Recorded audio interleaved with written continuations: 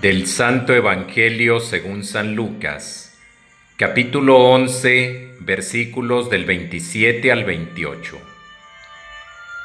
En aquel tiempo, mientras Jesús hablaba a la multitud, una mujer del pueblo gritando le dijo: «Dichosa la mujer que te llevó en su seno y cuyos pechos te amamantaron».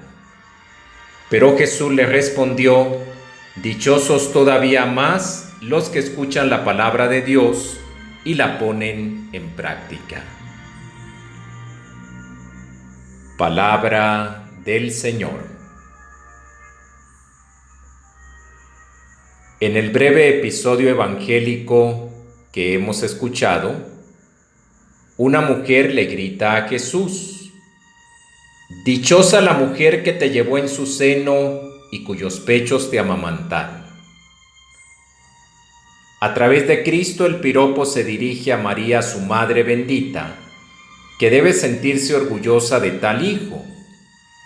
Y el Señor lo acepta complacido, pero añade una puntualización: «Dichosos todavía más los que escuchan la palabra de Dios y la ponen en práctica». Tenemos aquí una nueva bienaventuranza de Jesús, la bienaventuranza de la palabra. Y María fue la primera que escuchó y aceptó la palabra de Dios en el anuncio del ángel con su sí incondicional: «Su hágase en mí según su palabra». Fue un asentimiento de fe que abrió todo un mundo de salvación y de nueva creación. Ella se convirtió en madre de Jesús al aceptar el mensaje divino, es decir, por la fe y la obediencia. Esta bienaventuranza de la palabra recuerda inevitablemente aquel otro pasaje en que Jesús declara familiar suyo a todo aquel que escucha la palabra de Dios y la pone en práctica. Dentro de la gran familia de Cristo, que es la comunidad creyente, María es la madre de Jesús por excelencia y por doble parentesco: el parentesco de la sangre y el parentesco del espíritu, al nivel de la palabra escuchada eficazmente. Y es también María, madre espiritual de la comunidad que forman los hermanos de Jesús, es decir, la Iglesia. Es decir, madre de cuantos por la fe, la aceptación sincera de la palabra de Dios y el cumplimiento alegre de la voluntad entran a vivir en la casa familiar de Jesús, cuya puerta les abre Él como hermanos y no como meros invitados de visita, o menos todavía como a miembros de la servidumbre. Jesús dirá en otro pasaje del Evangelio: «Ustedes son mis amigos si hacen lo que yo les mando.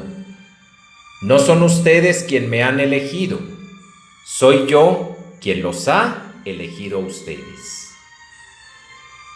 Con la bienaventuranza de la palabra guarda estrecha relación la bienaventuranza de la fe que leemos en dos textos evangélicos.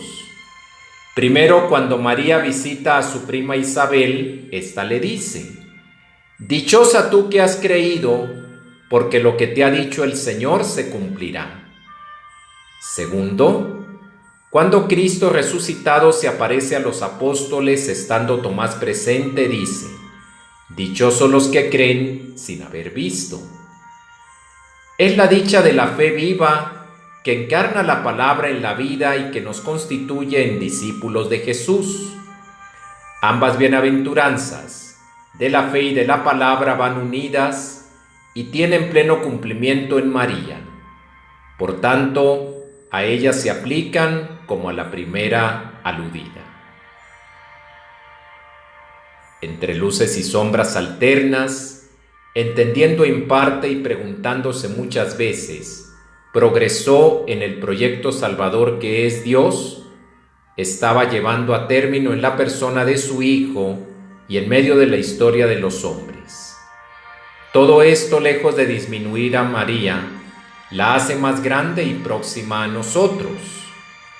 El significado básico de la figura de María consiste en ser la primera cristiana, la primera y más perfecta discípula de Cristo, lo cual tiene valor universal y permanente. Así, la Virgen se constituye en imagen y tipo de la Iglesia, en el orden de la fe, de la caridad y de la unión perfecta con Cristo. La altura que María de Nazaret alcanzó en la fe mediante la escucha y la práctica de la palabra de Dios, la convierte meritoriamente en tipo y ejemplar acabado de la fe del discípulo de Cristo y de la misma comunidad cristiana, además de miembro singular y madre de la Iglesia. Su figura, encarnación viva del Evangelio de hoy, nos muestra que creer eficazmente supone un giro radical en nuestra existencia personal porque afecta a nuestra actitud ante Dios y los hermanos, el mundo y el trabajo, la vida y la convivencia. Ella es también la madre espiritual de la comunidad que forman los hermanos de Jesús, la Iglesia, es decir, madre de cuantos por la fe, la aceptación sincera de la palabra de Dios y el cumplimiento alegre de su voluntad entran a vivir en la casa de Jesús.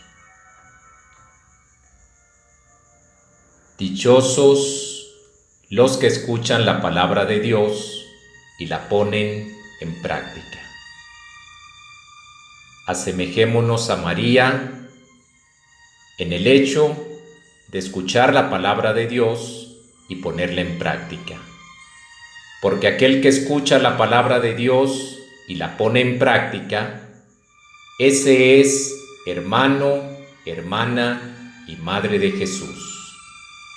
El que escucha la palabra de Dios y la pone en práctica, se parece a un hombre prudente que edificó su casa sobre roca. Vinieron las lluvias y las tempestades, y aquella casa se mantuvo firme.